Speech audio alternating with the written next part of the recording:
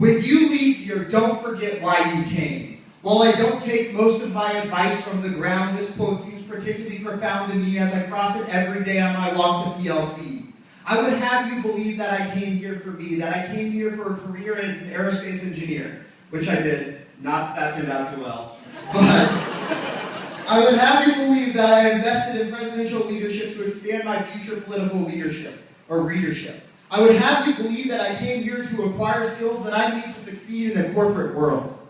When you leave here, don't forget why you came. While I doubt Gesson takes most of his advice from the ground, this quote seems particularly profound as he crosses it on his walk to PLC. I don't know why he chose Boulder to settle down, but it astounds me that when he leaves, he's raised thousands of dollars to send himself to Uganda, the DRC, and Rwanda.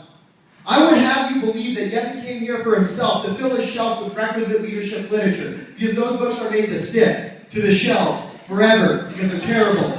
I would have you believe that Gesson came here to go on week-long climbs covered in grime for one prime route. When you leave here, don't forget why you came. While I doubt Chris takes most of his advice from the ground, this quote seems particularly profound as he remembers it from his office at JSC. Chris didn't pick Boulder to settle down. He decided to move around because he also came here to launch a career as an aerospace engineer, but he's doing a little better than I am at the moment.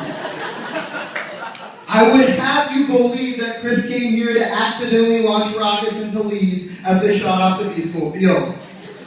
I would have you believe that Chris, Gesson, and I came here about me, but we three leave about PLC. Because what's a leader without the ship? A swimmer.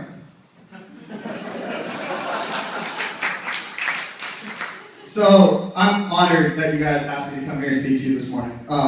When I told my girlfriend that I'd be speaking, she looked at me kind of puzzled and she asked, like, how can you speak for your class if you don't have any?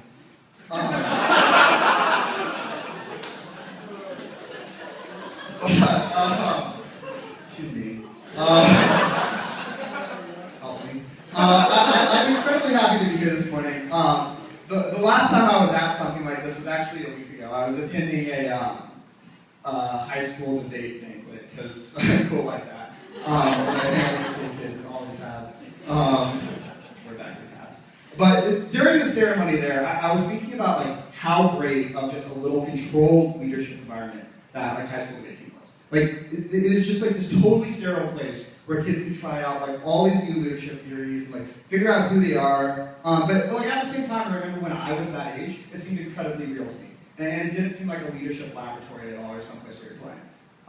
But then as my debaters and my kids started speaking, they were telling stories about students in their classes suffering from cancer, the deaths of parents, deaths of friends, and all the while making jokes amongst themselves and amongst truly lifelong friends.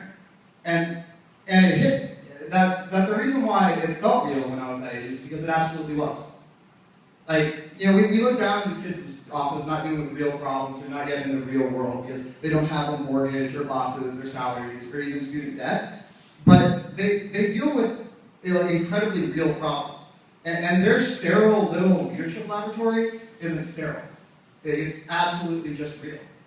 And especially for our class, that's exactly what PLC has been. And Jesse alluded to this earlier, but we talk about leaving college and going out into the real world, but especially for those of us who did student staff and stuck around with the program, like what do we call keeping a program alive, keeping a program afloat through 4 first-year professors, 3.5 executive directors, 2 program assistants, 2 more program directors, and a host of professors for the upper level classes, which cumulatively includes, among others, an Ange, an Alice, a Colleen, a Gordon, a Julie, a Julia, a Jesse, and a Jim, a Jacob, Barbara, Steve, and Tiff. Love monosyllabic names. Anyways, it's incredibly difficult to be a member in a program with that much turnover, much less lead within that much turnover. And Liz is smiling, because she knows. It's tough.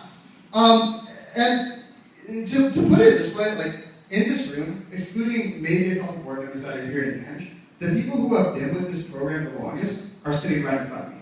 It's the students. So, as we go out and talk about, like, entering the real world, like, we've already led the ship. Like, we've already done that, like, because this was real. So, we gave ourselves to PLC, and that's our lesson. Like, by supporting and recreating the program has taught us what it's supposed to teach us.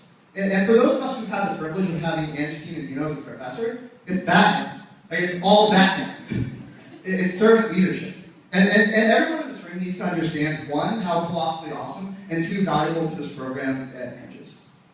Because her everyday commitment to students, particularly in our class, has kept dozens of us in the program. Like, the program's in a great place now. Like, we're fortunate to have Jake running the program. We're flat out lucky Barb came back. And we're lucky we have Jesse too. But when the program, or at least our class's investment in the program, was hanging by a thread, which I especially put towards the end of our freshman year and our sophomore year, and was the reason many of us stayed in PLC. So the ship's still floating as an Ange. So,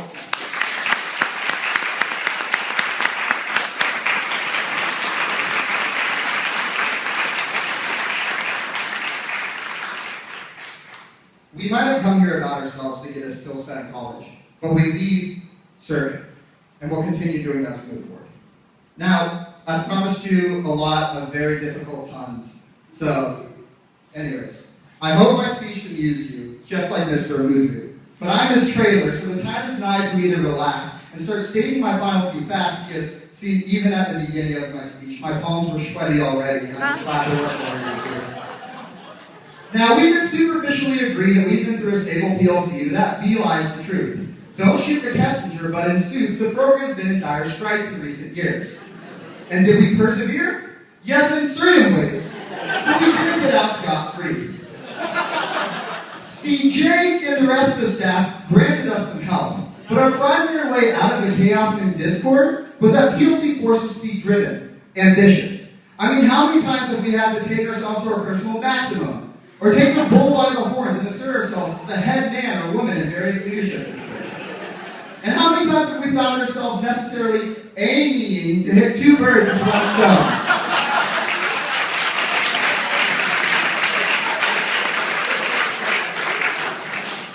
At times, PLC has seemed to be an unending series of failures where we pick ourselves back up and rekindle our ambitions and chase after some shimmering light but inevitably fail. We start off giddy and gay, following some rosy ambition, but the merchants of fortune deal us a rough hand. This is my favorite. We're not naive. We accept that que sera, Sarah.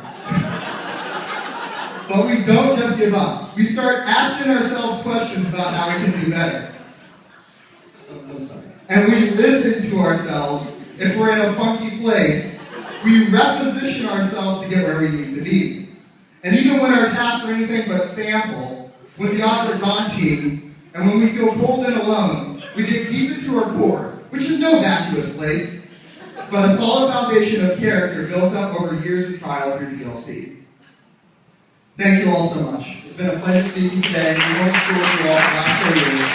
Now, we move on to grand elaborate new things that will bring on a new set of challenges. Where's Hannah? Limo. I don't know. Congratulations, PLC.